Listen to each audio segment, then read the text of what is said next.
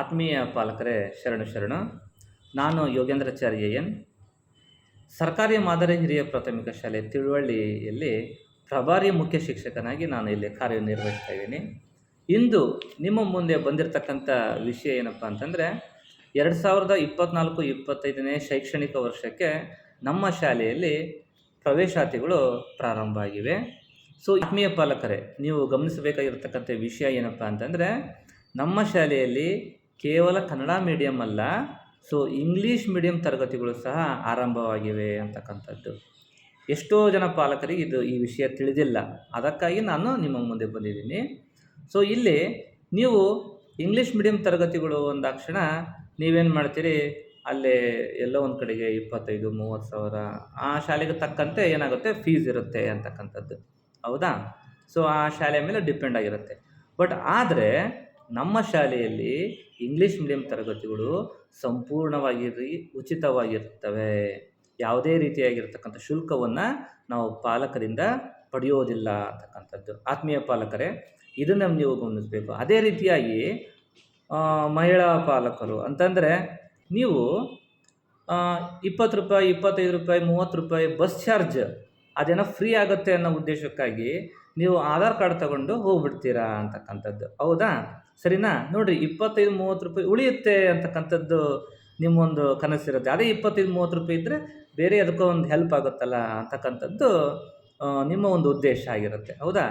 ಹಾಗಾದರೆ ನಿಮ್ಮ ಮಗುವಿನ ಶಿಕ್ಷಣಕ್ಕಾಗಿ ನೀವು 25-30 ಸಾವಿರ ರೂಪಾಯಿ ಖರ್ಚು ಮಾಡ್ತಕ್ಕಂಥದ್ದು ಇಲ್ಲಿ ನಮ್ಮ ಶಾಲೆಗೆ ಬಂದರೆ ಉಳಿಯುತ್ತೆ ಅಂತಕ್ಕಂಥದ್ದಾದರೆ, ಅದೇ 25-30 ಸಾವಿರ ರೂಪಾಯಿ ನಿಮ್ಮ ಮಗುವಿನ ಭವಿಷ್ಯಕ್ಕೆ ಅದೇನಾಗುತ್ತೆ, ಮುಂದೆ ದಾರಿದೀಪ ಆಗುತ್ತೆ ಅಂತಕ್ಕಂಥದ್ದು.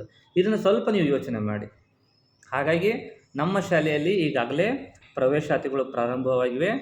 ಆದಷ್ಟು ಬೇಗ ಬಂದು ನೀವು ಇಂಗ್ಲೀಷ್ ಮೀಡಿಯಮ್ ತರಗತಿಗೆ, ಇಲ್ಲ ಅಂತಂದರೆ ನೀವು ಕನ್ನಡ ಮೀಡಿಯಮ್ ಬೇಕಾದ್ರೆ ಕನ್ನಡ ಮೀಡಿಯಮ್ ಆದರೂ ಕೊಡ್ತೀವಿ ನಾವು.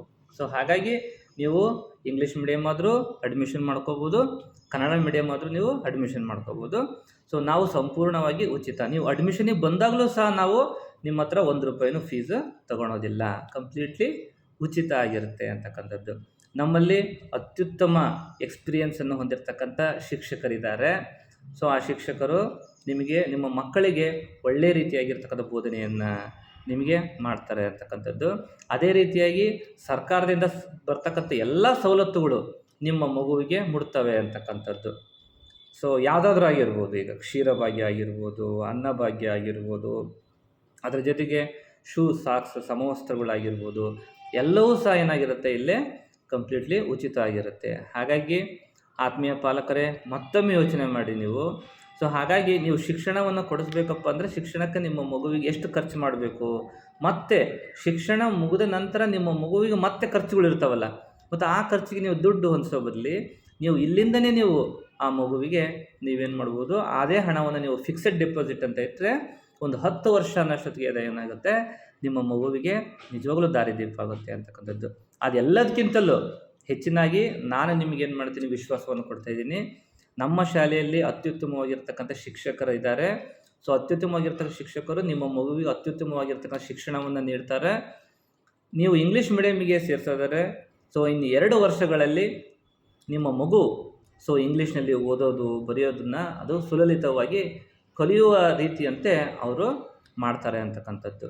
ಸೊ ನಿಮ್ಮ ಮಗು ಯಾವ ಹಂತದಲ್ಲಿರುತ್ತಲ್ಲ, ಆ ಹಂತದಿಂದ 1 ಹಂತ, 2 ಹಂತ, 3 ಹಂತ ಮೇಲೆ ಬರೋದಕ್ಕೆ ನಮ್ಮ ಶಿಕ್ಷಕರು ಏನು ಮಾಡ್ತಾರೆ, ಪ್ರಯತ್ನ ಪಡ್ತಾರೆ ಅಂತಕ್ಕಂಥದ್ದು. ಹಾಗಾಗಿ ಆತ್ಮೀಯ ಪಾಲಕರೇ, ಮತ್ತೆ ಯಾಕೆ ತಡ, ಬೇಗ ಬಂದು ನೀವು ನಮ್ಮ ಶಾಲೆಗೆ ನಿಮ್ಮ ಮಗುವಿನ ಒಂದು ಪ್ರವೇಶಾತಿಯನ್ನು ನೀವು ಪಡೆದುಕೊಳ್ಳಿ ಅಂತಕ್ಕಂಥದ್ದು ನಾನು ಹೇಳೋದಕ್ಕೆ ಇಷ್ಟಪಡ್ತೀನಿ. ತುಂಬ ಹೃದಯ ಧನ್ಯವಾದಗಳು ಆತ್ಮೀಯ ಪಾಲಕರೇ.